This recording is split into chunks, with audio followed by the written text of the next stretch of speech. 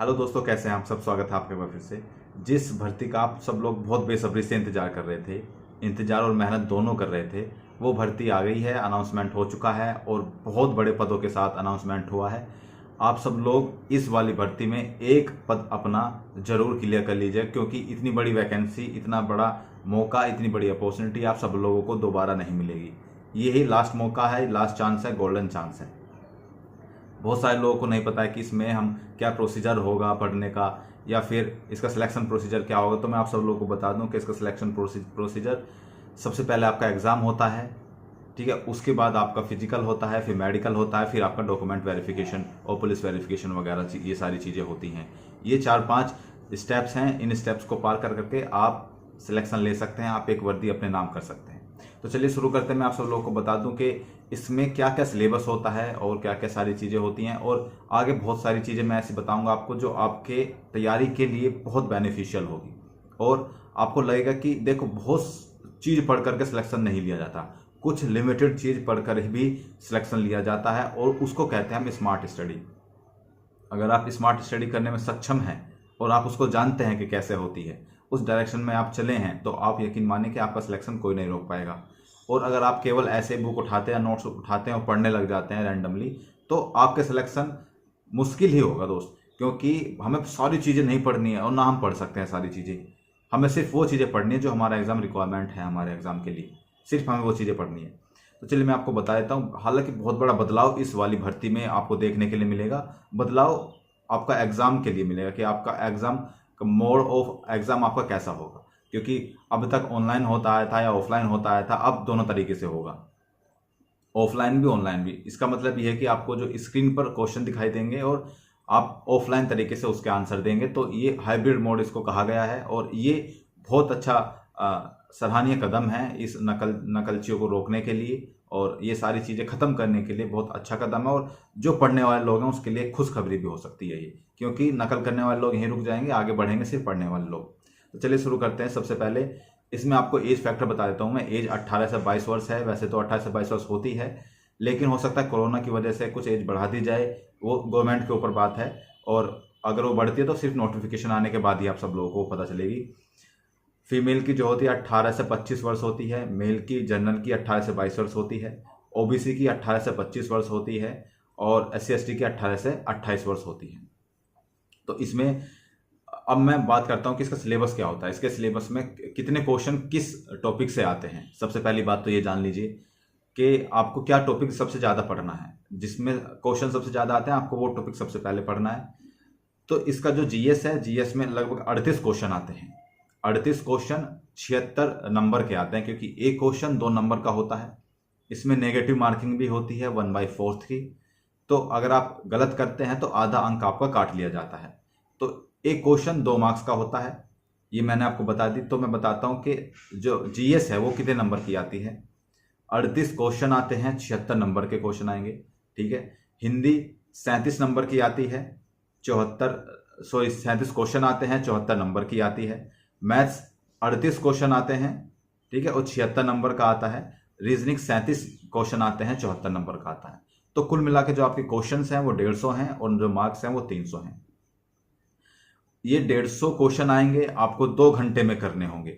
150 question 2 घंटे में करने होंगे। टाइम बहुत इनफ होता है, बस आपकी तैयारी अच्छी होनी चाहिए। मैथ और रीजनिंग में टाइम लगता है, बाकी हिंदी और GS में इतना टाइम नहीं लगता है। अगर आपकी मैथ रीजनिंग की तैयारी बहुत अच्छे से होगी तो आप बहुत तेज स्पीड से आप क्वेश्चन कर पाएंगे, और आपके लिए इनफ टाइम है। 2 घंटे बहुत टाइम होता है 150 क्वेश्चन के लिए, ठीक है। और इसमें क्या प्रोसीजर मैंने आपको बता दिया। अब इसमें हाइट की बात आ जाते हैं, क्योंकि बहुत सारे लोगों को डाउट होता है कि हमारी हाइट इतनी है, या कितनी हाइट में इसका सिलेक्शन हो सकता है। देखिए, हाइट मेल की जो होती है वो 168 मांगी जाती है। फीमेल की 152 मांगी जाती है। SC/ST की मांगी जाती है, जो मेल है वो 160। SC/ST की मेल की 160 मांगी जाती है, और फीमेल की 147 मांगी जाती है। अब बात आती है चेस्ट की, कि हमारी चेस्ट कितनी होनी चाहिए। देखिए, चेस्ट तो फुलाई जा सकती है एक्सरसाइज वगैरह करके। जब तक आपका मेडिकल होगा आप चेस्ट आराम से फुला सकते हैं, तो उसके लिए चेस्ट की दिक्कत नहीं है।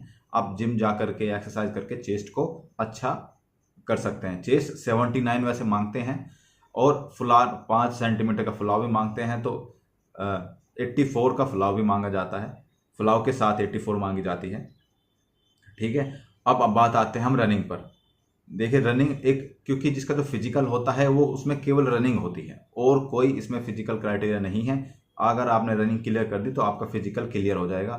तो मैं रनिंग की बात करूं तो मेल के लिए 4.8 किलोमीटर रनिंग होती है, वो 25 मिनट में होती है। 4.8 किलोमीटर 25 मिनट में। और जो फीमेल होती है उसकी 2.4 14 मिनट में होती है। 2.4 14 मिनट में होती है। ठीक है, तो ये सारी चीज़ें थी मैंने आपको बता दी हैं। और अब बात करते हैं आने वाले जो एग्ज़ाम हैं उसमें आपको क्या चीज़ें पढ़नी है, कैसे पढ़नी है। देखिए आने वाले एग्ज़ाम में बहुत सारी चीज़ें हम धीरे धीरे पढ़ेंगे। हम ऐसे नहीं पढ़ेंगे कि हमने ये उठा लिया वो उठा लिया, सारा मिक्सअप कर लिया और हम पढ़ना स्टार्ट कर रहे हैं। एक वेल मैनर्ड वे में पढ़ेंगे।